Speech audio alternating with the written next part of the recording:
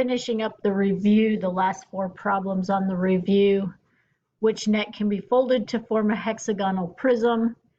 If you are looking at this piece matching this piece, it'll swing around, and then this piece swings to this piece, and this swings to this piece.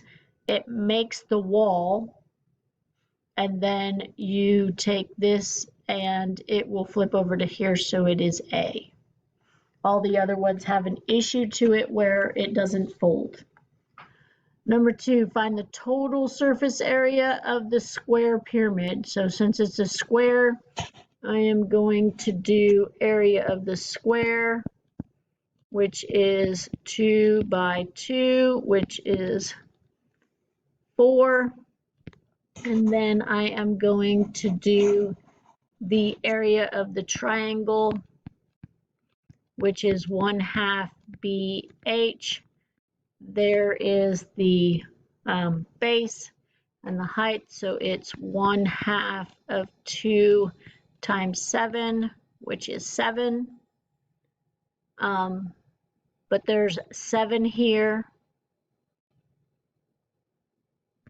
which means there's 7 here, 7 here, 7 here, 7 here, and then the area of this guy is 4. And so when I add all of those up, I have 4 7s plus 4, which is 32 inches squared. Find the total surface area of the rectangular prism. And so these are 5s all the way down, so this is a 6 by 5, which is 30. These would be matching faces. This is a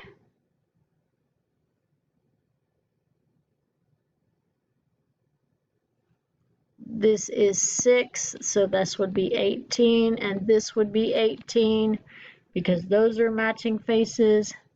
And these are 5 by 3s, so this is a 15 and a 15. So I have a 30, an 18, and a 15, which is 63, but I have 2 of them, times 2 because there's 2 of each, so it's 126 inches squared. The next one is find the lateral and total. So we're going to have to do lateral and total. So let's do lateral. We have to remind ourselves we also have to do total. Okay, so I'm going to have to do the area of the bases. Okay, so this is the faces. So this is an 8 by 13. And this is an 8 by 13, so 13 times 8 is 104, and this is a 104, and this is a 10 by 8, which is 80. So, and lateral is just the faces, no bases, so it's 104. We're adding all of these numbers here, so it's 288 feet squared.